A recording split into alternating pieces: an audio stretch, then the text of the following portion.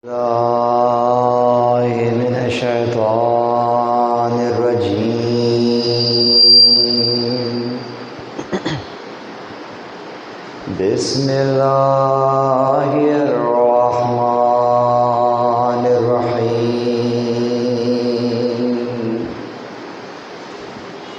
الحمد لله رب العالمين.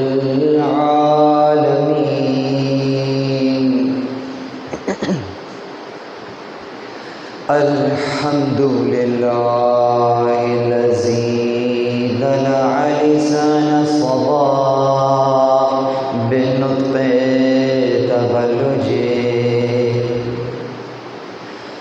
وصراخ الليل المظلم بغياب تلجلجه واتقنا صنع الفلك الدوار في مقادير تبرجه وشعشع ضياء الشمس بنور تهججه الذي دل على ذاته بذاته وتنزه عن مجانسة مخلوقاته وجل عن ملائمة كيفياته الذي قرب من خطرات الظنون وبعد عن لحظات العيون وعلم بما كان قبل أن يكون ثم الصلاة والسلام وتحية والإكرام على رسول الثقلين رحمة للمشرقين والمغربين جد الحسن والحسين سيدنا ومولانا وبالقاسم محمد صلى الله عليه وأهل بيته الطيبين الطاهرين المعصومين المظلومين المنتجبين الذين ذهب الله عنهم الرجس وطهرهم تطهيرا.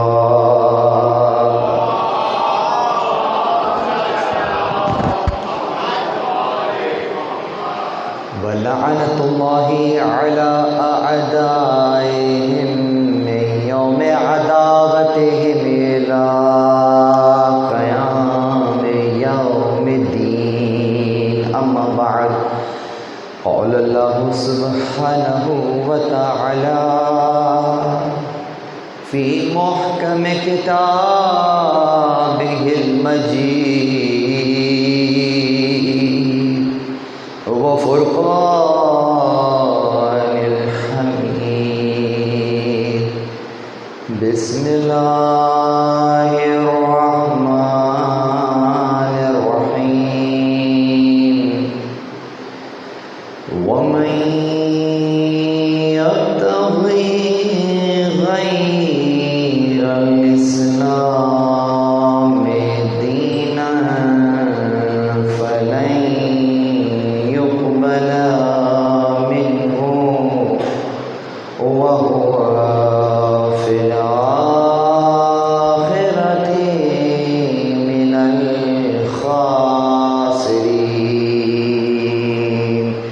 محمد و آل محمد.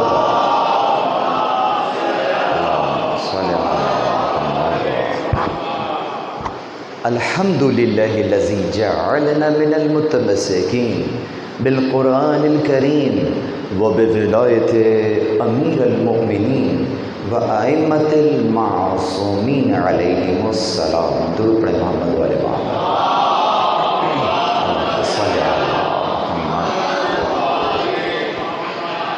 تمام تر تعریفیں خدائے وحدہ لا شریک کے لیے. درود اور سلام محمد اور اہل بیت محمد علیہ الصلاۃ والسلام کی ذوات مقدسہ پر حمد ہے.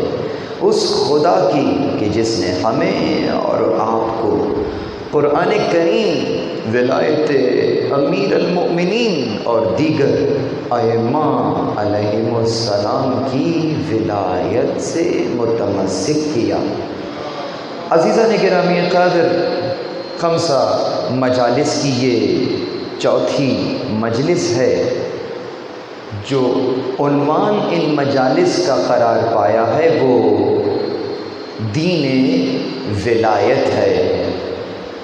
اور جس آیہ مبارکہ کے سائے میں یہ گفتگو جاری و ساری ہے وہ آیت سورہ مبارکہ آل عمران کی 85ویں نمبر کی آیت ہے.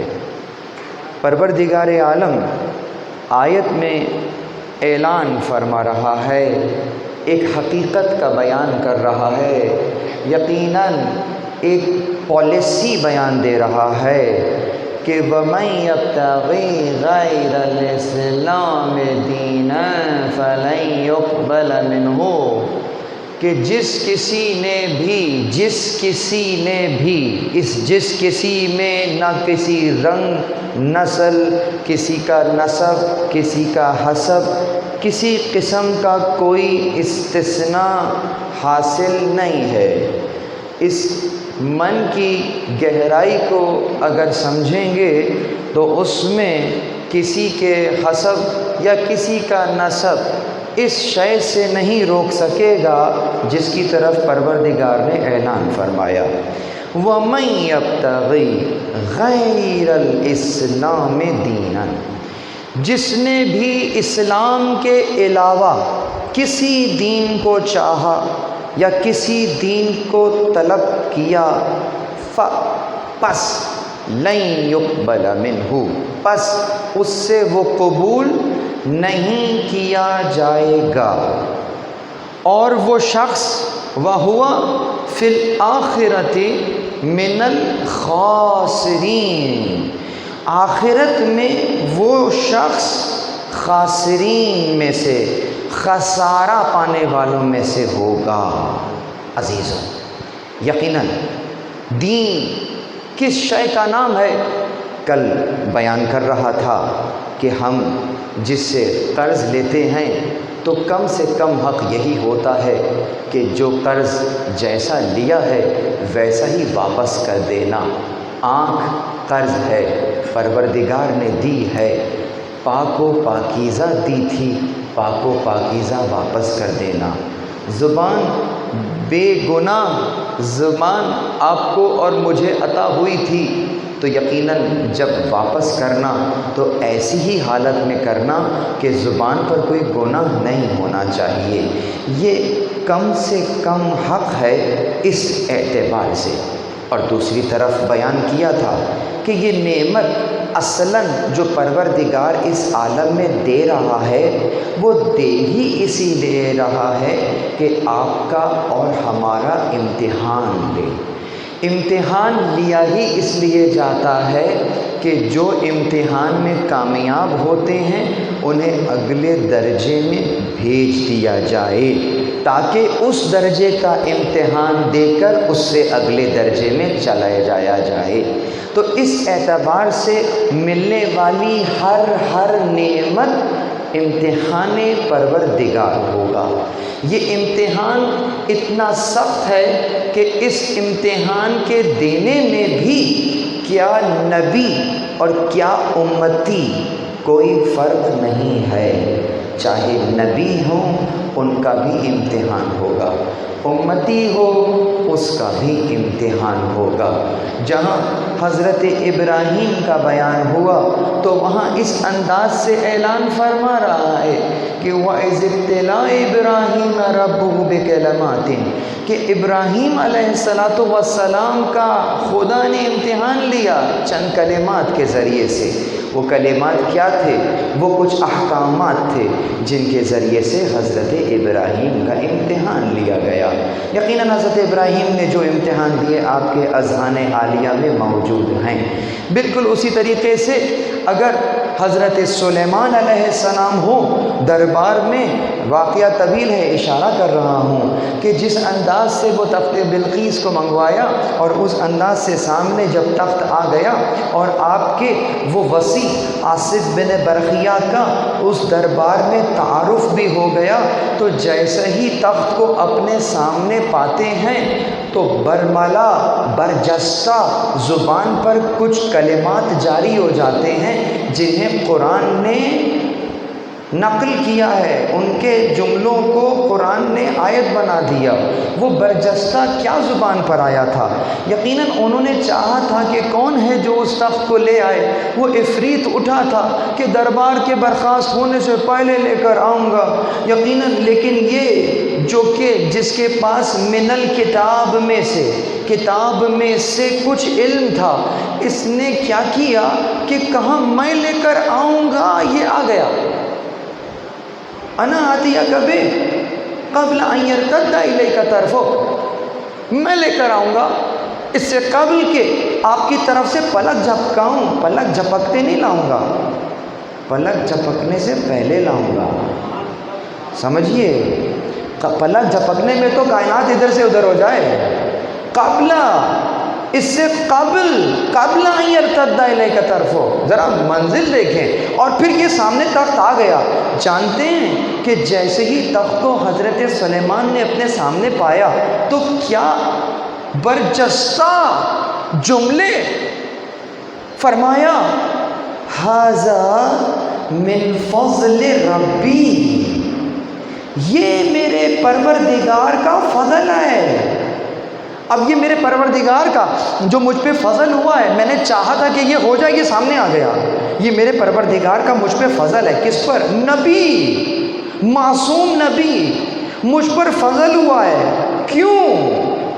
لیبلونی، تاکہ مجھے آزمائے۔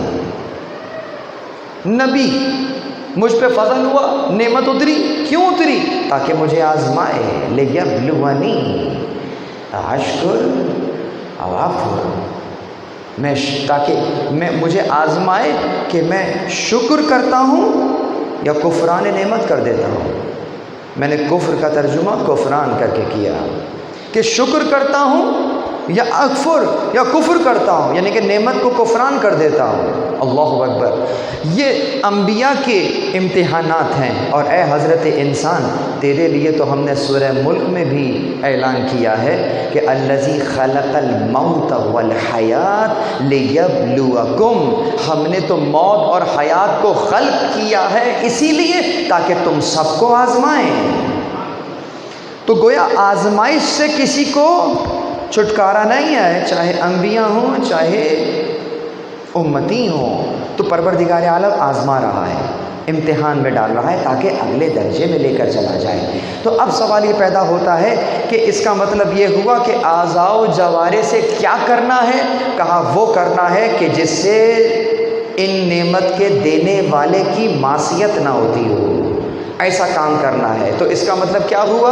اس کا مطلب یہ ہوا کہ دین ایک مکمل ضابطۂ حیات ہوا کہ جو فقط چند ظاہری عبادات کا نام نہیں ہے، جو فقط اور فقط رسومات کا نام نہیں ہے، بلکہ تجھے جس مقصد کے لیے اس عالم اسفل میں ہم نے قرار دیا ہے، دین اس آئین کا نام ہے جس پر عمل کر کے تو نے یہ سفر طے کرنا ہے۔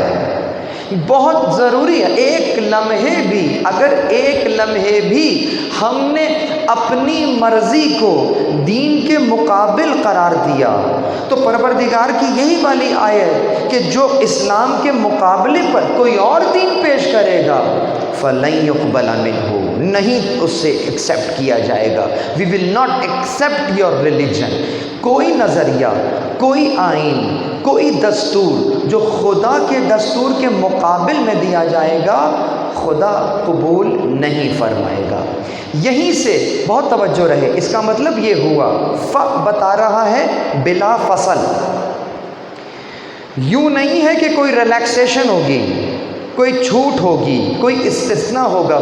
کا مطلب کیا ہوتا ہے؟ متصل، یعنی یہاں ڈیویشن ہوا، یہاں انحراف ہوا، چاہے ذرہ برابر ہی کیوں نہ ہوا ہو فَلَن يُقْبَلَ مِنْهُ، نہیں قبول کریں گے. یہ ہے دین. اس کا مطلب یہ ہوا کہ دین سے ایسے جڑ جانے کا نام ہے یہ آیت 85ویں آیت کہ اگر ایک ذرہ برابر بھی ڈیویشن ہوتی ہے پروردگار قبول نہیں کرے گا. بس یہیں سے مجھے ولایت کا ریشہ نظر آ جاتا ہے اسی آیت کے اندر. خدا معلوم آپ نے اس آیت میں ولایت دیکھی یا نہیں دیکھی. اسی آیت کے اندر ولایت کے ریشے کو نکالتے ہیں. کس انداز سے؟ ولایت کسے کہتے ہیں؟ ولا، ولی، ولایت، مولا، موالی، یہ کہتے کس کو ہیں؟ اس کے اندر اس کے بہت سے معنی ہیں، یقیناً معنی بہت سے ہیں. قرب کے اعتبار سے بہت سے معنی ہیں، اس کے کیفیت کے اعتبار سے بہت سے معنی ہیں، لیکن بہرحال بہت سے معنی جب کسی کلمے کے ہوتے ہیں تو پھر قرینے کو دیکھتے ہیں کہ وہ کلمہ کب کہاں کیوں استعمال ہو رہا ہے. ولا، ولایت. ولایت کسے کہتے ہیں؟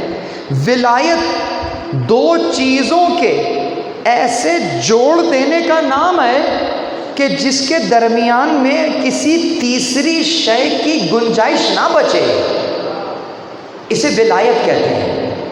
یعنی کسی چیز سے ایسے جڑ جانا، دو چیزوں کا ایسے جڑ جانا کہ درمیان میں کوئی فاصلہ نہ رہے. بلا فصل کے ماننے والے اس بات کو ضرور سمجھیں گے کہ درمیان میں کوئی فاصلہ نہ رہے. ولایت کہتے ہی اسی کو ہیں. یعنی ایسے جڑ جانا، دین سے ایسے جڑ جانا کہ بیچ میں تمہاری میں بھی نہ آئے. خارج کی چیز کو چھوڑو، خود یہ جو میری میں ہے اگر یہ میری میں بھی درمیان میں آ گئی فَلَن يُقْبَلَ مِنْهُ، تم سے وہ بھی قبول نہیں کریں گے. پروردگار کہتا ہے خالص ہو کر آؤ. خلعنا علیک، اپنی جوتیوں کو پیچھے اتار دو. ظاہری معنی وہی ہے کہ جیسے کہ مسجد میں آئے ہیں جوتیاں باہر اتار کر آئے ہیں اور مسجد میں آ گئے ہیں، یہ ظاہری معنی ہے. لیکن باطن پہ غور کریں. جو شے تمہارے پیروں سے اب تک لپٹی ہوئی ہے باہر چھوڑ کر آؤ. کیا سمجھے؟ جو شے ابھی بھی پیروں سے لپٹی ہوئی ہے باہر اتار کر آؤ. کیوں؟ تمہارا عہدہ ہے جو تمہارے پیروں سے لپٹا ہے، تمہیں چھوڑتا نہیں ہے. جہاں جاتے ہو کہتے ہو میں تو وہ ہوں، میرے لیے تو وی آئی پی چیئر نہیں لگائی، کیوں؟ میں تو فلانا ہوں. تمہارا عہدہ ابھی بھی تمہارے پیروں سے لپٹا ہوا ہے، پیچھے چھوڑ کر آؤ. جب میری طرف آؤ خالص ہو کر آؤ. پروردگار کو یہ خلوص چاہیے، یہ نیت چاہیے، یہ نیت چاہیے. تمہارے کثیر عمل کو نہیں چاہتا، تمہارے اس کمیت کو نہیں چاہتا، کیفیت کو چاہتا ہے. کوانٹٹی کو نہیں چاہتا، کوالٹی کو چاہتا ہے. موت اور حیات کو خلق کر رہا تھا تو یہ نہیں کہا تھا کہ لِيَبْلُوَكُمْ أَيُّكُمْ أَكْثَرُ عَمَلًا، تاکہ جان لے کہ تم میں سے زیادہ عمل کون کر رہا ہے، بلکہ یہ کہا تھا کہ لِيَبْلُوَكُمْ أَيُّكُمْ أَحْسَنُ عَمَلًا، کہ دیکھ لے تم میں سے احسن عمل کون کرتا ہے. اکثر عمل کیا لیکن احسن نہیں تھا، بیکار ہے. کم عمل کیا ہے لیکن بہت خلوص سے کیا ہے، وہی چاہیے. یہ جو مولا نے فرمایا کہ جو ہمارے غم میں رو رہا ہے، اگرچہ آنسو مچھر کے پر کے برابر بھی ہے، تو وہ مچھر کے پر کے برابر کا آنسو بھی جنت دلوا دیتا ہے۔ یہ مچھر کے پر سے تشبیہ دینا کیا معنی؟ یعنی کہ تم ہمارے لیے جو آنسو بہا رہے ہو، ذرا دھیان رکھنا، مچھر کے پر کے برابر بھی ہوگا تو ہم قبول کر لیں گے۔ یعنی ہم کثرت نہیں دیکھیں گے، ہم کیفیت دیکھیں گے۔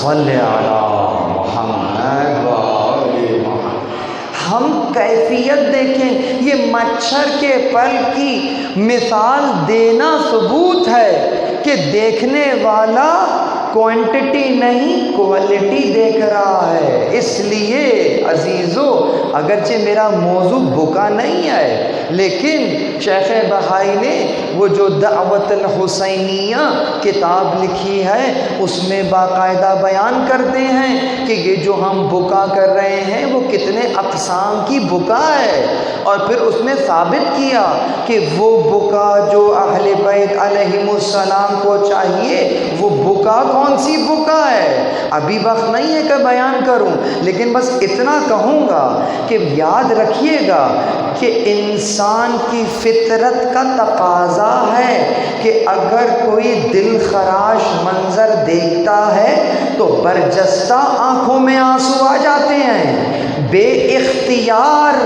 آنکھوں میں آنسو آ جاتے ہیں۔ یہ تقاضۂ فطرت ہے، بہت توجہ۔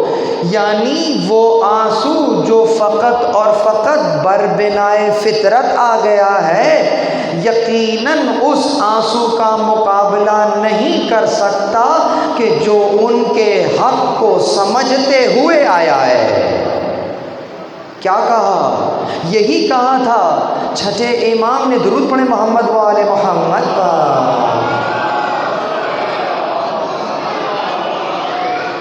نفس المحموم لظلمنا تسبیح وہمہ عبادہ وکتمان سرنا جہاد فی سبیل اللہ۔ نفس المحموم کہتے ہیں، نفس سانس لینے کو کہتے ہیں، محموم یعنی کہ غم، کس کے غم میں؟ کہا لظلمنا، ہمارے غم میں، ہمارے غم میں کھنچتا ہوا تمہارا ہر سانس تسبیح کا درجہ رکھتا ہے۔ اگر سماعتیں بیدار ہیں تو آپ کو ماہ شعبان کے آخری جمعے میں دیا گیا وہ خطبہ شعبانیہ یاد ہوگا، جس میں پیغمبر اکرم نے فرمایا تھا کہ وہ جو اللہ کا مہینہ آ رہا ہے، اس مہینے کی برکت، اس مہینے کی فضیلت یہ ہے کہ اس مہینے میں انفاسکم فیہ تسبیح، تمہاری سانسیں اس مہینے میں عبادت ہیں۔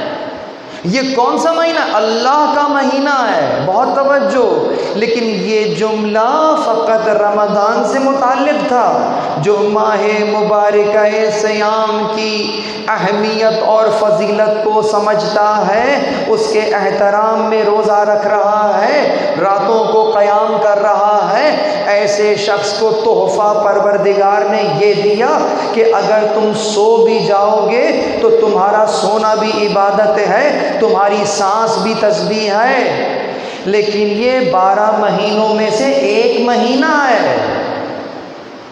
جیسے ہی شوال کا چاند دکھا، یہ پیکیج ڈی ایکٹیویٹ ہو گیا، پہلی رمضان کو ایکٹیویٹ ہوا، پہلی شوال کو ڈی ایکٹیویٹ ہو گیا۔ لیکن اے عزاداران حسین، ذرا اپنی قدر اور منزلت کو پہچانے کہ امام آپ کو جو تحفہ دے رہے ہیں وہ یہ دے رہے ہیں کہ وہ سانس جو ہمارے ظلم کے اوپر غم کی حالت میں کھنچ رہا ہے تسبیح کا درجہ رکھتا ہے، یعنی سال کے 12 مہینے، دن کے 24 گھنٹوں میں، ہفتے کے 7 دنوں میں اگر تمہاری فکر کا محور آل محمد پر ہونے والا ظلم قرار پایا ہے تو ایسے میں تمہارا کھنچتا ہوا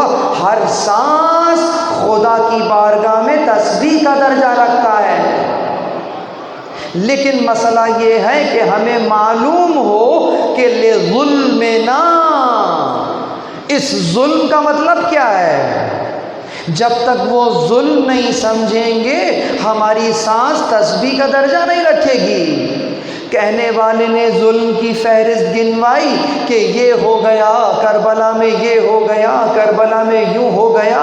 یقیناً وہ سب کے سب ظلم ہیں، یقیناً وہ سب کے سب امام غم حسین کے عنوان سے آپ نے منایا ہے، باعث اجر و ثواب ہے۔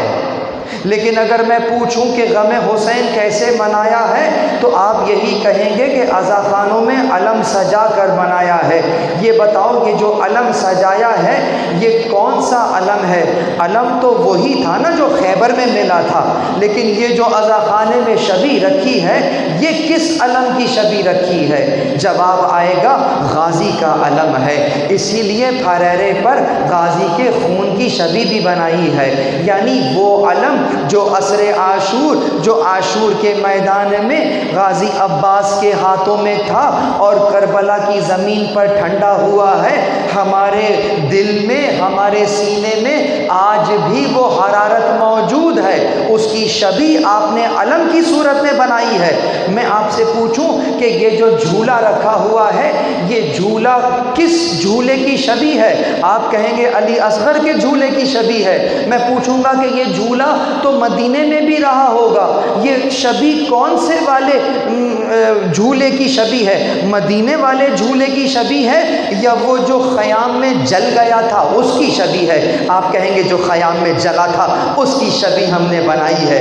میں ایک ایک تبرک پر ہاتھ رکھتا رہوں گا، آپ مجھے جواب دیتے رہیں گے کہ عاشور کے دن جو ہوا تھا، عاشور کے دن یہ ہوا تھا، عصر عاشور کو یہ ہو گیا تھا، چلیں بہت سے بہت آگے چلے جائیے، شام غریبہ میں یہ ہو گیا تھا، اس سے آگے کی بات آپ نہیں کریں گے۔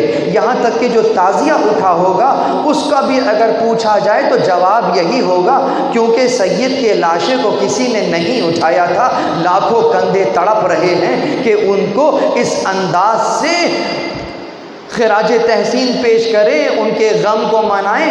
تو آپ نے درک کیا کہ میں غم حسین کے عنوان سے جس تبرک پر ہاتھ رکھ رہا ہوں آپ جواب میں مجھے 10 محرم کا حوالہ دے رہے ہیں۔ لیکن عزیزو، کیا غم حسین فقط یہ تھا؟ یا دوسرے الفاظ میں آپ سے سوال کروں کہ غم حسین تو آپ نے مجھے بتلا دیا، ذرا یہ بتلاؤ کہ امام حسین کا غم کیا تھا؟ غم حسین تو 10 محرم سے گروانا شروع کیا، لیکن یہ بتلاؤ امام حسین کا غم کیا تھا؟ گویا اب بحث 2 انداز سے ہوگی، ایک غم حسین کی بحث ہوگی تو ایک امام حسین کے غم کی بحث ہوگی، اور ان دونوں کو جب بحث کو کیا جائے گا تو میں آپ سے سوال کروں گا کہ یہ بتلاؤ کہ غم حسین اور امام حسین کا غم، ان دونوں غموں میں سے سب سے بڑا غم کون سا غم ہے؟ تو جواب کیا ہوگا؟ جواب یہ ہوگا کہ یہ جو غم حسین ہے یقیناً یہ ہے ہی اسی لیے کہ امام حسین نے سب کچھ برداشت کیا ہے، لیکن ایک کوئی کام ایسا ہے جو برداشت نہیں کیا ہے، اور وہ غم ہے جو امام کو مدینہ سے کربلا لے آیا ہے، جس غم کے لیے امام نے اس غم کو سہا ہے۔ یہاں تک کہ ششماہے کے خون کو اپنے ہاتھوں میں لیتے ہیں اور آسمان کی طرف اچھال دیتے ہیں اور یہ کہتے ہیں پروردگار میرے لیے یہ آسان ہے اس لیے کہ تو دیکھ رہا ہے۔ تو یہ غم حسین جو امام صبح عاشور سے لے کر عشر عاشور تک اس انداز سے درک کر رہے ہیں، اٹھا رہے ہیں، یہ غم قبول ہے، وہ غم قبول نہیں ہے جس کے لیے یہاں آئے ہیں۔ وہ غم کون سا غم ہے؟ وہ غم یہ ہے جو خطبات میں امام نے فرمایا کہ کیا تم دیکھ نہیں رہے کہ سنتیں پامال ہو رہی ہیں؟ کیا تم دیکھ نہیں رہے کہ دین پر عمل نہیں ہو رہا؟ کیا تم دیکھ نہیں رہے کہ کیسا حاکم برسر اقتدار آ گیا ہے؟ اللہ اکبر! جہاں شاعر اسلامی کا مذاق اڑایا جا رہا ہو، اس سے بڑا کوئی غم ہو سکتا ہے؟ نہیں ہو سکتا۔ یعنی یہ غم برداشت نہیں ہو سکتا، چاہے اس کے لیے اکبر کا سینہ بھی پیش کرنا پڑے، چاہے زینب کو چادر دینی پڑے، چاہے سکینہ کو بالیاں دینی پڑے، یہ غم برداشت نہیں ہے۔ یہ ہے وہ غم، امام حسین کا غم۔ کس کے لیے؟ کیا دیکھ نہیں رہے دین پر عمل نہیں ہو رہا؟ یہ وہی ولایت ہے۔ ولایت نے پھر جوڑ دیا، یعنی وہ امت جو ڈی ٹریک ہو گئی ہے اس کو دوبارہ سے خدا سے جوڑ رہے ہیں، ایسے جوڑ رہے ہیں کہ پھر درمیان میں کوئی یزید نہ آئے۔ اور نہ صرف یہ کہ یزید نہ آئے، بلکہ اعلان بھی یہی فرما رہے ہیں کہ مثلی لا یبایع مثلا، مجھ جیسا اس جیسے کی بیعت نہیں کر سکتا۔ یعنی کہ کیا؟ یعنی کہ جو ایسا جوان ہو جس میں حسینی صفات ہوں، اگر کوئی ایسا بوڑھا ہے جس میں حسینی صفات ہیں، اگر چاہے کوئی بچہ ہی کیوں نہ ہو، بھلے شیر خوار ہی کیوں نہ ہو، لیکن حسین کے گھر کا وہ جو عبداللہ ہے جسے تم اصغر کہتے ہو، وہ تمہاری نگاہ میں اصغر ہے، لیکن آل محمد کے گھرانے میں جو اصغر ہے وہ کتنا اکبر ہے، ہمیں اس کا ادراک نہیں ہے۔ اللہ اکبر!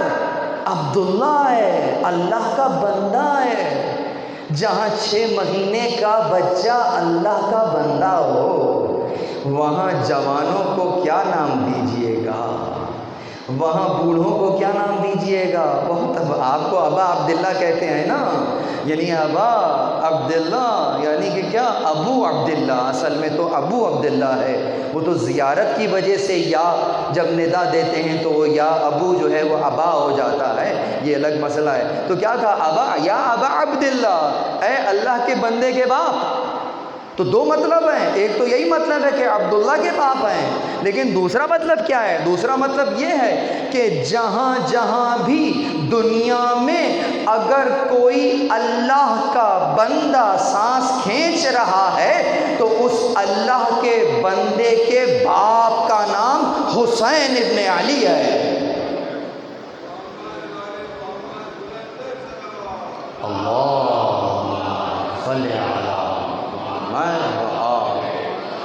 تو یہ ہے وہ ولایت کہ جو کہ دین کو اس انداز سے، انسان کو اس دین سے ایسے جوڑ رہی ہے کہ جس کے درمیان میں کوئی تیسری شے داخل نہیں ہو سکتی ہے۔ بس عزیزو، یہاں تک تو آپ نے سن لیا۔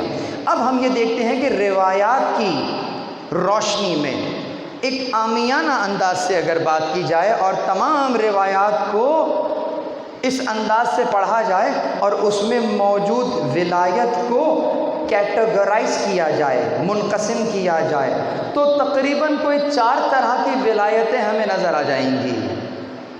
ویسے اصلاً ولایت کی تو 2 قسمیں آئیں، ایک ولایت تکوین اور ایک ولایت تشریعی، لیکن یہ مشکل بحث ہے، یہ چھیڑنا نہیں چاہ رہا۔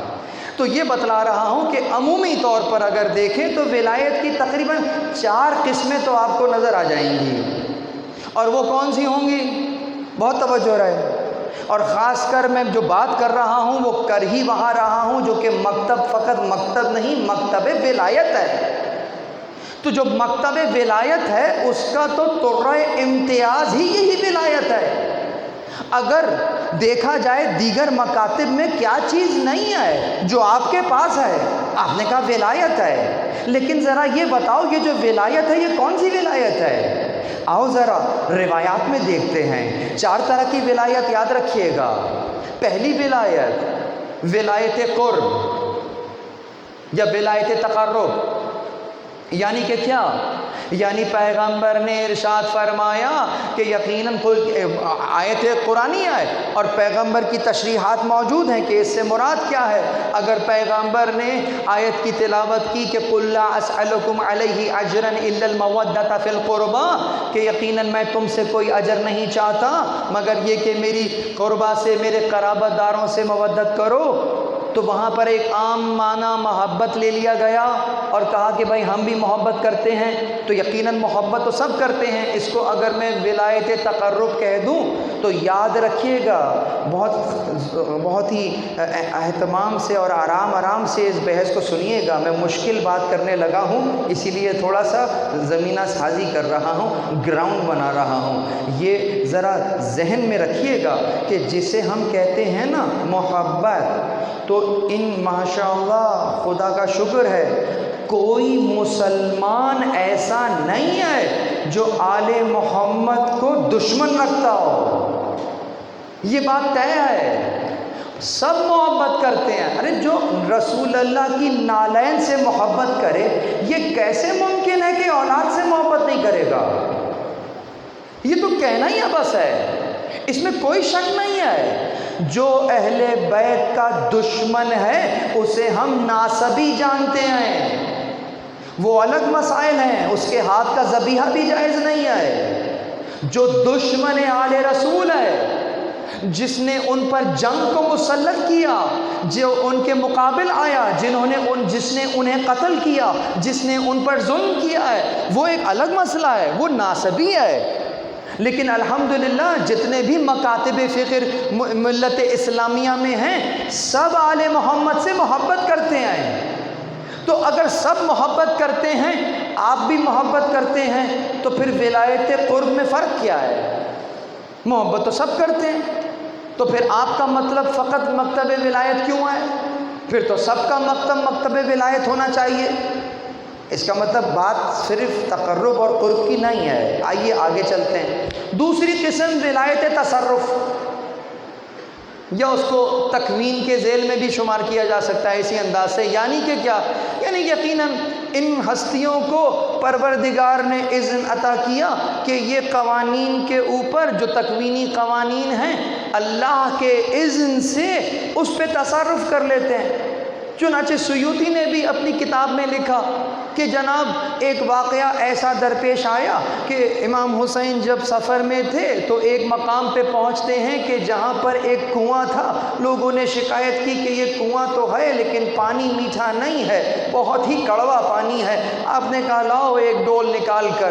وہ جب ڈول لایا گیا آپ نے اس میں سے کچھ پانی کو پیا اور کہا یہ جو بچ گیا ہے جا کے واپس اسی کنویں میں ڈال دو. جا کر جب اس کو ڈال دیا گیا تو لوگوں نے دیکھا کہ اس کا پانی میٹھا ہو گیا. تو یہ کیا ہے؟ یہ بعینہ ہی وہی معجزہ ہے جو کہ ہم نے حنین کے میدان میں دیکھا تھا. وہاں بھی رسول اللہ سے یہ کہا گیا تھا کہ یہ کنواں ہے، اس کا پانی پینے کے قابل نہیں ہے. آپ نے اپنا لعاب دہن اس کنویں میں ڈال دیا، کہا پانی پی لو، پانی میٹھا ہو گیا. تو بالکل وہی حسین منی وانا من الحسین، معجزہ بھی دکھاتے ہیں تو ویسا ہی دکھا رہے ہیں. تو یہ تو غیر بھی لکھ رہا ہے، یہ تو غیر نے بھی لکھا کہ یہ کیا، یہ ہو گیا یقیناً. تو اب کیا کہیے گا؟ یہ تو آپ کے علاوہ بھی لوگ ہیں جو اس پہ اعتقاد رکھتے ہیں. تو پھر مکتب ولایت تو ان کا بھی ہوا. بات کم آگے چلی مکتب ایک اور ولایت کی قسم آ گئی، ولایت امامت. امامت امام سے ہے، سامنے رکھنا. پیش امام سامنے ہوتے ہیں.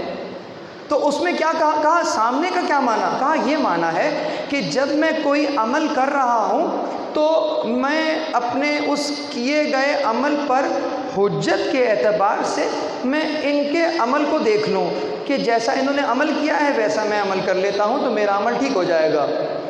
بے عین ہی اس انداز کی حجت غیر مکاتب میں بھی موجود ہے، چاہے اصحاب کے ہی ٹائٹل سے صحیح، لیکن اگر ان کا عمل نظر آئے گا تو کوئی اس عمل پر اعتراض تو نہیں کرے گا۔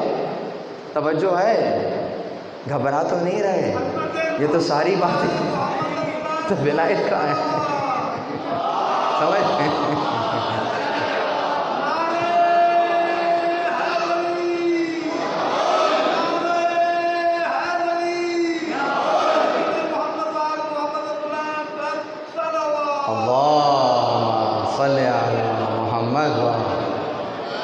میں نے سوچا تو یہ تھا کہ کم از کم آج کی گفتگو تھوڑی سی ہلکی کروں گا، لیکن خدا معلوم ولایت کا لفظ زبان پر آیا اور گفتگو اوج پر چلی جاتی ہے۔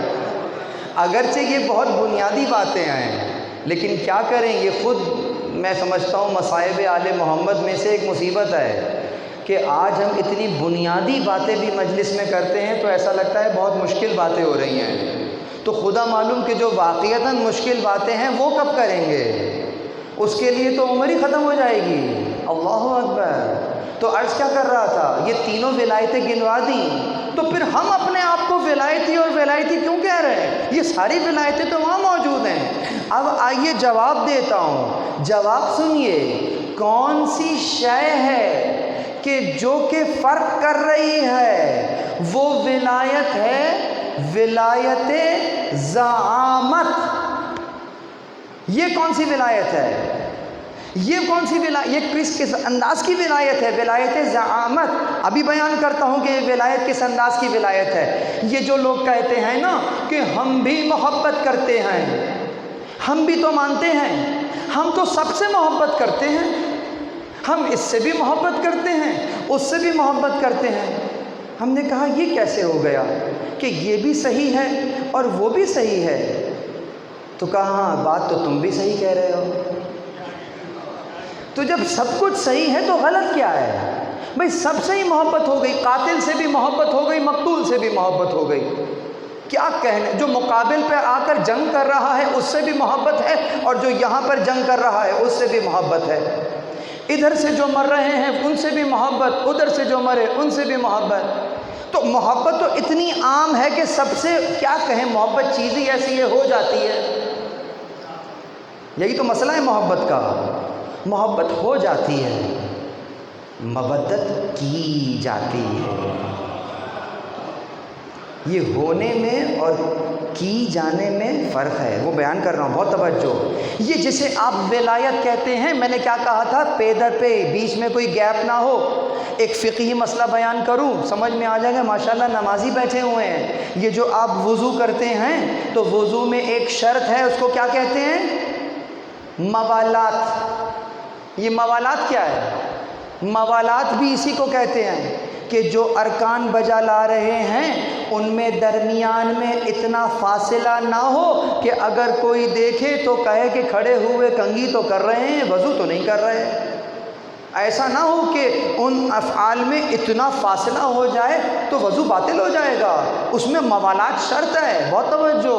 تو موالات کہتے ہی اسی کے لیے ہیں کہ اس میں بھی وہی بلا چھپا ہوا ہے، یعنی متصل ہونا چاہیے، بلا فصل ہونا چاہیے۔ ولایت تو ہے ہی بلا فصل، سمجھیں، رسول اللہ کے اور ان کے درمیان میں گیپ نہیں ہونا چاہیے۔ تو اب آئیے سمجھیے، جب ہم ولایت کہتے ہیں تو اس ولایت کی واو کو دیکھیے گا، ولایت کے نیچے کسرہ دیتے ہیں تو ولایت ہوتا ہے، لیکن ولایت پر اگر فتح دے دیا جائے تو پھر یہ کلمہ ولایت ہوتا ہے۔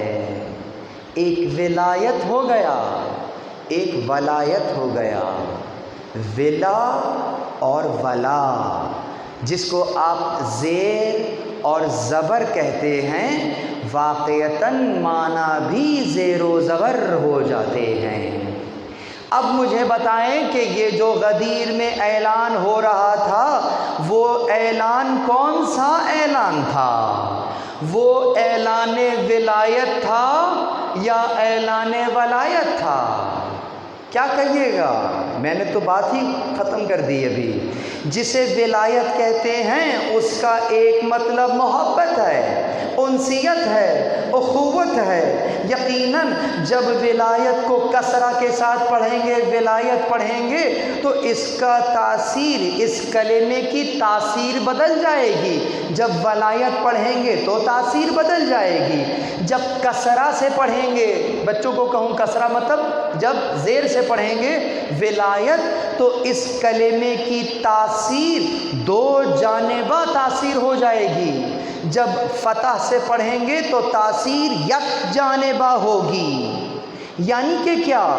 یعنی جب ہم دو جانبہ تاثیر کی بات کریں گے تو اس کا مطلب یہ ہوگا کہ میں آل محمد سے محبت کرتا ہوں، پلٹ کر آل محمد بھی مجھ سے محبت کرتے ہیں۔ یہ تاثیر دو جانبہ تاثیر ہے۔ اگر زید بکر کا بھائی ہے تو بس اب یہ کہنے کی ضرورت نہیں ہے کہ بکر زید کا بھائی ہے۔ جب کہہ دیا کہ زید بکر کا بھائی ہے اور آپ نے رشتہ اخوت کا بیان کیا تو یہ رشتہ اخوت، رشتہ محبت ہے ہی دو جانبہ۔ اگر یہ اس کا بھائی ہے تو وہ پلٹ کر اس کا بھائی ہے۔ یہ ہے وہ ولایت کہ ہم بھی تو محبت کرتے ہیں۔ لیکن رسول اللہ جو اعلان فرما رہے ہیں، یہ بتلاؤ کہ وہاں پر کسرہ دو گے یا فتح؟ جب کبھی بھی ایک کلمہ ایسا آ جائے کہ جس پر کسرہ بھی ہو سکتا ہے، فتح بھی ہو سکتا ہے، تو پھر قانون کیا کہتا ہے کہ وہاں معنی کیا لیا جائے گا؟ تو قانون یہ کہتا ہے کہ قرینے کو دیکھیں گے۔ قرینہ کیا ہے؟ قرینہ یہ ہے کہ اس کلمے سے پہلے کیا کوئی کلمہ ارشاد فرمایا ہے، کیا کوئی جملہ ارشاد فرمایا ہے؟ وہ جملہ طے کرے گا کہ آنے والی شے ولایت ہے یا ولایت۔ ولایت جسے ہم کہہ رہے ہیں یک جانبہ، یعنی کہ اگر میں یہ کہوں کہ باپ بیٹے کا ولی ہے، یعنی باپ بیٹے پر ولایت رکھتا ہے، تو پلٹ کر بیٹا باپ پر کیا ولایت رکھتا ہے؟ نہیں رکھتا۔ باپ بیٹے کا ولی ہے لیکن بیٹا باپ کا ولی نہیں ہے۔ لیکن باپ اور بیٹے میں مسئلہ یہ ہے کہ رشتے دونوں موجود ہیں، ولایت کا رشتہ بھی ہے، ولایت کا رشتہ بھی ہے۔ وہ کیسے؟ وہ ایسے کہ بیٹا باپ سے محبت کرتا ہے، باپ بیٹے سے محبت کرتا ہے، تو یہ تو وہی دو جانبہ ولایت ہے۔ لیکن جو ولایت ہے وہ یک جانبہ ہے، یعنی کہ باپ تو ہے بیٹے کا ولی لیکن بیٹا باپ کا ولی نہیں ہے۔ تو آئیے اب اس کلمے پہ چلیں اور قرینہ دیکھیں کہ کیا پہلے رسول اللہ نے کچھ ارشاد فرمایا تھا؟ کیا کہا؟ رسول اللہ نے ایک اعلان کیا اور سب سے ایک سوال کیا، الست اولی بکم انفسکم، کیا میں تم پر تمہارے نفسوں سے زیادہ اولیت نہیں رکھتا؟ سب نے کہا، کیا کہا؟ قالو بلا، کیوں نہیں؟ یعنی کہ یہ جو اولیت میں تم پر رکھتا ہوں، اگر اس کو تم ولا سمجھ رہے ہو تو تاثیر دو جانبہ ہو جائے گی، یعنی رسول اللہ تم پر اولیت رکھتے ہیں اور تم رسول اللہ پر اولیت رکھتے ہو۔ ارے کون ہے جو رسول اللہ پر اولیت رکھتا ہے؟ تو گویا رسول اللہ پر کوئی اولیت نہیں رکھتا۔ گویا جو اعلان کرنے والے ہیں وہ فقط محبت کا اعلان نہیں ہے، ولایت کا اعلان ہے۔ جیسا رہبر اور حاکم میں ہوں، ویسے ہی رہبر اور حاکم علی ابن ابی طالب ہیں۔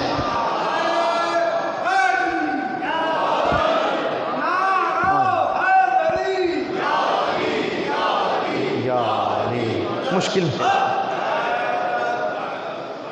میں نے بہت ہی بنیادی مکتبی صرف کی بحث کی ہے جو کہ ہمارے ہاں درجہ اول میں کی جاتی ہے بہرحال، لیکن مسئلہ کتنا بڑا ہے کہ یہ بتاؤ تاثیر یک جانبہ ہے یا دو جانبہ؟ تو یقیناً رسول اللہ سے اگر جوڑو گے اور حاکمیت کے عنوان سے جوڑو گے، مرجعیت کے عنوان سے جوڑو گے، اگر برتری کے عنوان سے جوڑو گے، اصلاً رہبریت کے عنوان سے جوڑو گے، تو یہ ولا کی بات ہو رہی ہے، ولایت کی بات ہو رہی ہے۔ تو یقیناً وہ جو ولایت، وہ جو قسم چوتھی قسم ہے، وہ ہے ہی یہی ولایت زعامت، یعنی اہل بیت علیہ الصلاۃ والسلام کو اپنا رہبر جاننا، اپنی مرضی پر ان کی مرضی کو مقدم کرنا، یہی دین ولایت ہے۔ اس ولایت کو دین اسلام سے جدا کیا جا نہیں سکتا۔ کیوں؟ اس لیے کہ یہ ولایت جو پروردگار نے انہیں دی ہے، اصلاً یہ خدا کی ہی ولایت ہے۔ سورہ مبارکہ مائدہ کی 55ویں آیت میں جہاں ولایت کا اعلان ہوا، جو اصلاً نعرہ ولایت ہے، جو پہچان ہے ولایت کی، وہ شروع ہی یہیں سے ہوئی کہ انما ولیکم اللہ، یہ بے شک اللہ تمہارا ولی ہے۔ اور جب بات آگے بڑھی تو کہا وَرَسُولُهُ، اور جو اس کا رسول ہے، یہ رسولہ کی ضمیر خود اسی پر لوٹ گئی کہ چونکہ بھیجا ہوا اس کا ہے، اس لیے یہ بھی ولی ہے۔ یہ خدا کی ولایت کا اعلان ہے، بہت توجہ۔ اور اس کے بعد جو تیسری ولایت آئی، والذین آمنوا الذین یقیمون الصلاۃ ویؤتون الزکاۃ وہم راکعون، اور وہ جو ایمان لاتے ہیں اور زکوٰۃ دیتے ہیں، اور زکوٰۃ دیتے ہیں، قیام کرتے ہیں، نماز کو قائم کرتے ہیں اور زکوٰۃ دیتے ہیں حالت رکوع میں، وہ تمہارے ولی ہیں۔ تو یہ تیسری ولایت کا اعلان ہوا۔ یقیناً کاؤنٹنگ میں تو تیسری ہے، لیکن اصلاً ولایت تو خدا ہی کی ہے جس کا اعلان ہو رہا ہے۔ اس کا مطلب کیا ہوا؟ اس کا مطلب یہ ہوا کہ کہیں کوئی سمجھانے والا ایسا نہ کہہ دے کہ دیکھو یہاں سے یہاں تک تو اللہ کی ولایت ہے، پھر یہاں سے یہاں تک رسول کی ولایت ہے۔ اللہ اکبر! کیا مطلب؟ یعنی کہ خدا کے مقابلے میں رسول کی ولایت ہے۔ یاد رکھیے گا، خدا کے مقابلے میں اگر کوئی ولایت ہے تو وہ طاغوت کی ولایت ہے۔ آیت الکرسی میں جا کر پڑھیے جہاں پر اعلان ہو رہا ہے اللہ ولی الذین آمنوا یخرجہم من الظلمات الی النور والذین کفروا اولیاءہم الطاغوت۔ یعنی اس آیت کے اندر بھی دو ولایتیں نظر آئیں، ایک خدا کی ولایت، دوسری طاغوت کی ولایت۔ یقیناً یہاں پر جو لفظ استعمال ہوا وہ اولیاء ہوا، یعنی کہ اگر خدا کو چھوڑ کر ایکس وائی زی کہیں پر بھی چلے جاؤ گے، قرآن اس کو طاغوت کی نظر سے دیکھے گا۔ تو یہاں رسول اللہ کی ولایت اللہ کے مقابلے پر نہیں، خدا کے ذیل میں قرار پائے گی کہ اللہ ولی ہے۔ یعنی یہ ولایت ہاریزنٹل نہیں، ورٹیکل ہے۔ یعنی جو ولایت کا منبع اور سرچشمہ جو اصلاً ولی ہے، جو سورہ سجدہ کی 4 نمبر کی آیت کے آخر میں کہتا ہے کہ ما لکم من دونہ من ولی ولا شفیع، کہ تمہارے پاس اس کو چھوڑ کر نہ کوئی ولی ہے نہ کوئی شفیع ہے۔ اس کا مطلب کہ اگر خدا کی ولایت سے نکل جاؤ گے تو پھر اپنے لیے کسی کی بھی ولایت کا اعلان کر لینا، قرآن طاغوت کی ولایت کہے گا۔ لیکن اگر خدا کی ولایت میں آؤ گے تو وہ تمہیں بتلائے گا کہ بے شک ہم تمہارے ولی ہیں، اور جو میرا یہ بھیجا ہوا نمائندہ ہے یہ تمہارا ولی ہے، اور یہ جو اس کا وصی حالت رکوع میں زکوٰۃ دے رہا ہے یہ تمہارا ولی ہے۔ ولی بنانے کا اختیار ہمارا ہے، تمہارا نہیں ہے۔ خود رسول اللہ کے پاس بھی یہ اختیار یوں نہیں ہے کہ وہ اس کے مقابلے میں کچھ لوگوں کو ولی بنا دیں، وہ اعلان فرمائیں گے خدا کے حکم کا اور نص فرمائیں گے، یعنی امامت منصوص ہوگی۔ یہی تو میرے مکتب کا طرح امتیاز ہے، تبھی تو میرا مکتب مکتب ولایت ہے کہ میں اس ولایت کا قائل ہوں، میں اس ولایت پر اعتقاد رکھتا ہوں۔ یعنی سورہ مبارکہ مائدہ کی 55ویں آیت کو دیکھ کر ہی میرا کلمہ ترتیب پاتا ہے کہ اگر انما ولیکم اللہ لکھا ہے، میں کہتا ہوں لا الہ الا اللہ، وہ کہتا ہے ورسولہ، میں کہتا ہوں محمد الرسول اللہ۔ اگر آیت یہیں رک جائے تو میرا کلمہ بھی رک جائے گا، لیکن آیت آگے چلی گئی والذین آمنوا یقیمون الصلاۃ ویؤتون الزکاۃ وہم راکعون۔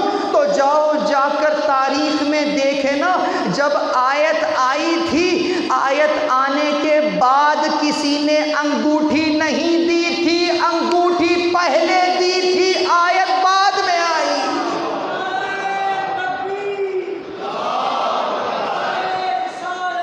یا رسول اللہ،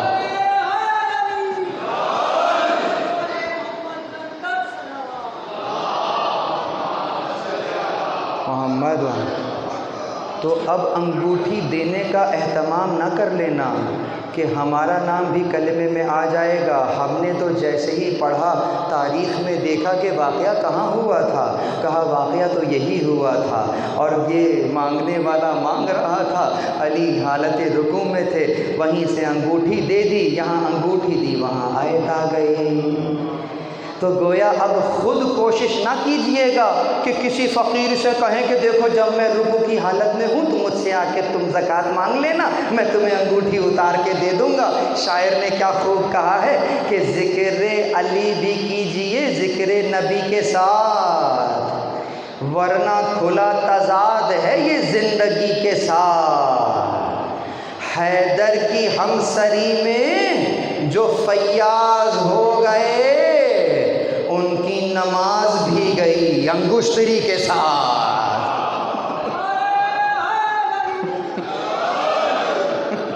بس یہ فرق ہے کہ علی نے جب انگوٹھی دی تو انہیں ولایت مل گئی، آپ جب انگوٹھی دیجئے گا تو نماز بھی باطل ہو جائے گی۔ ولایت تو خیر کیا ملے گی، کیونکہ عمل کثیر آ جائے گا وہاں کا، الگ مسئلہ ہے بہرحال، اور پھر ریا بھی شامل ہو جائے گی، بہت سے مسائل ہیں۔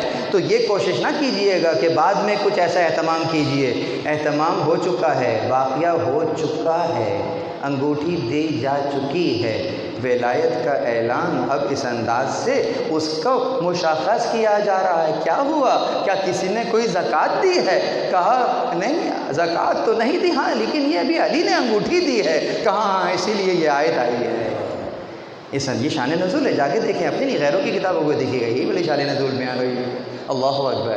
تو یہ ہے وہ ولایت کہ جو کہ خدا سے جوڑ کر رکھتی ہے۔ اور بس ایک جملہ کہوں گا، اپنے مسائل پہ چلا جاؤں گا، بہت توجہ رہے۔ یہ وہ ولایت ہے جو کہ خدا کے دین سے ہٹنے نہیں دیتی۔ ولایت یعنی کہ کیا؟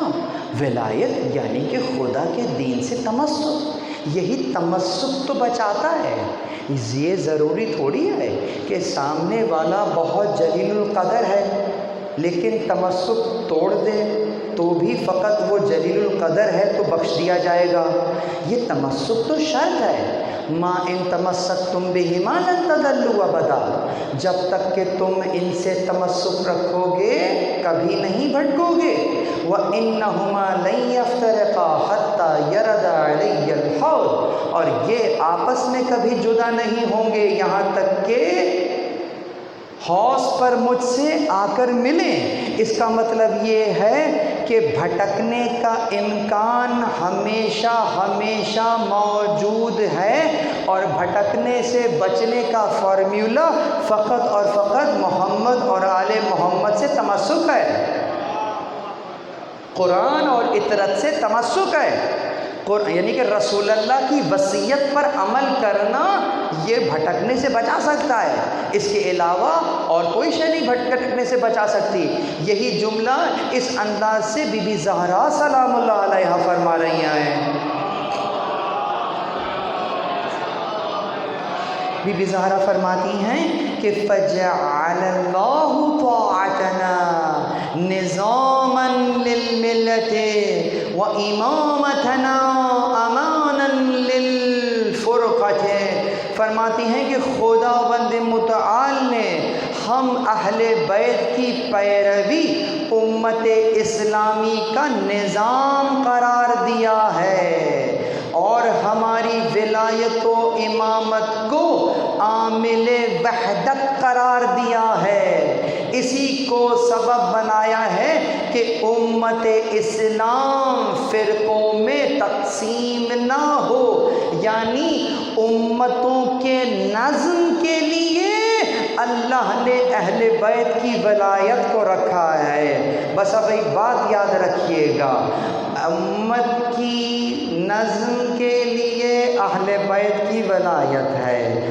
اگر ولایت کے نعرے یا ولایت کے ٹائٹل سے امت کو تقسیم کیا جا رہا ہو، سمجھ جائیے گا کہ یہ ولایت وہ ولایت نہیں ہے جو بی بی زہرا کہہ رہی تھی، کیونکہ بی بی زہرا کی جو ولایت ہے وہ تو امتوں کو جوڑتی ہے نہ کہ توڑتی ہے۔ اب اگر کوئی امت کو توڑتا ہوا دکھ رہا ہو، سمجھ جانا کس کی ولایت میں ہے، خدا کی ولایت میں نہیں ہے، طاغوت کی ولایت میں ہے۔ جو مومنین کو دھوکہ دے رہا ہو، جو مسلمانوں کو دھوکہ دے رہا ہو، جیسے کل صفین میں نیزوں پر قرآن بلند کر کے بھٹکا دیا تھا، جو دیندار طبقہ تھا وہ بھٹک گیا، جو دین شناس تھا وہ جان گیا کہ یہ تو قرآن صامت ہے، جو قرآن ناطق کہہ رہا ہے اصل تشریح وہی ہے۔ یہ بولتے قرآن کو چھوڑ کر اس چھال پر لکھے ہوئے پر ایمان لے کر آ گئے ہیں، جس کے اندر قرآن تھا بھی نہیں، یوں ہی بس لٹکا دیا گیا تھا کہ جناب یہ قرآن ہے، جو یہ امت بھٹک گئی۔ علی کو چھوڑ کر اگر کوئی کہیں بھی چلا جائے تو یقیناً طاغوت کی ولایت میں چلا گیا ہے۔ بہت توجہ، یہ ہے وہ اہل بیت علیہم السلام کی ولایت جو برتری رکھتی ہے، جو میرے مرضی پر حاوی ہے۔ بالکل اسی طریقے سے اب میں اہل بیت علیہم السلام کے یقیناً احکامات کو لینے والا ہوں تو کہاں سے لوں گا، کس کے ذریعے سے لوں گا؟ یقیناً اسی سے پوچھوں گا جو جانتا ہوگا۔ قرآن بھی کہے گا کہ کیا هل يستوي الذين يعلمون والذين لا يعلمون، کیا جاننے والا اور نہ جاننے والا دونوں برابر ہو سکتے ہیں؟ جب دونوں برابر نہیں ہو سکتے تو یقیناً میں اپنے مسئلے کو اس کے سامنے رکھوں گا جو جانتا ہوگا۔ تمہارے مولا نے یہ کہا ہے، میں اپنے مولا کے حکم کو کہاں تلاش کروں گا؟ یقیناً کوئی ہوگا بتلانے والا کہ تم نے اپنے مولا کے حکم کو کھو دیا ہے، آؤ ہم تمہیں بتلا دیتے ہیں، یہ تمہارے مولا کا حکم ہے۔ اور اب جو حکم پر عمل ہوگا وہ کس کی اطاعت ہوگی؟ وہ مولا کی اطاعت نہیں، رسول اللہ کی اطاعت نہیں، اصل میں اللہ ہی کی اطاعت ہو رہی ہوگی، نہ کہ کسی شخص کی اطاعت ہو رہی ہوگی۔ درود پڑھیں محمد والے محمد پر۔ یہی وہ حق تھا کہ غصب کر لیا گیا۔ ثقیفہ میں کیا چھنا؟ کیا چیز چھن گئی؟ کیا آپ کے دل میں جو محبت ہے آل محمد سے، کیا اس محبت کو کوئی چھین سکتا ہے؟ کوئی نہیں چھین سکتا۔ کیا دل میں محبت چھینی جاتی ہے؟ نہیں چھینی جاتی۔ تو پھر بتائیں چھنا کیا ہے؟ وہ کیا چیز ہے جو ثقیفہ میں چھینی گئی ہے؟ تو آسان جواب ہے کہ غدیر میں جو ملا تھا وہی ثقیفہ میں چھن گیا۔ غدیر میں ملا کیا تھا؟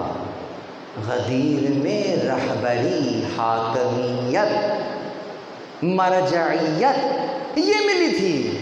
جو کہ بعد میں امت نے اس انداز سے چھین لی۔ اور میں ایک جملہ کہتا ہوں کہ ایک جملہ تو یوں ہے نا کہ مولا پر ظلم ہوا ہے، لیکن اگر غور کرو تو مولا پر تو ظلم ہوا ہی ہے یقیناً، لیکن اصلاً ظلم امت پر بھی ہوا ہے، اس لیے کہ امت کو علی جیسے رہبر سے محکوم کر دیا۔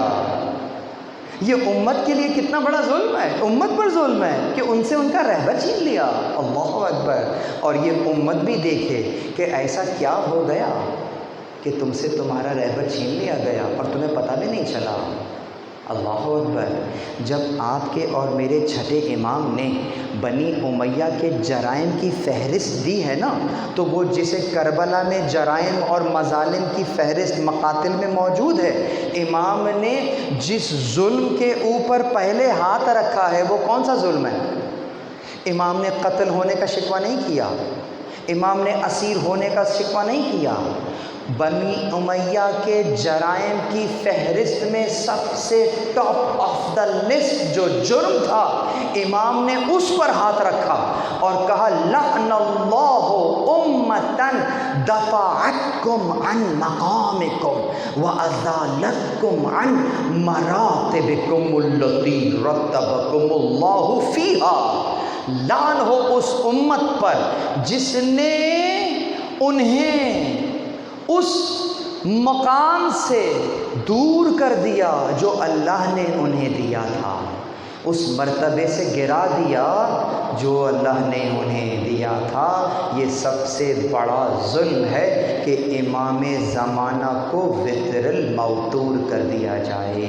اللہ اکبر۔ وہ 61 ہجری کی کربلا تھی، یہ 1443 ہجری کا ماہ محرم ماہ سفر میں سانس کھینچ رہے ہو، وہاں 61 ہجری کے امام زمانہ وتر الموتور تھے۔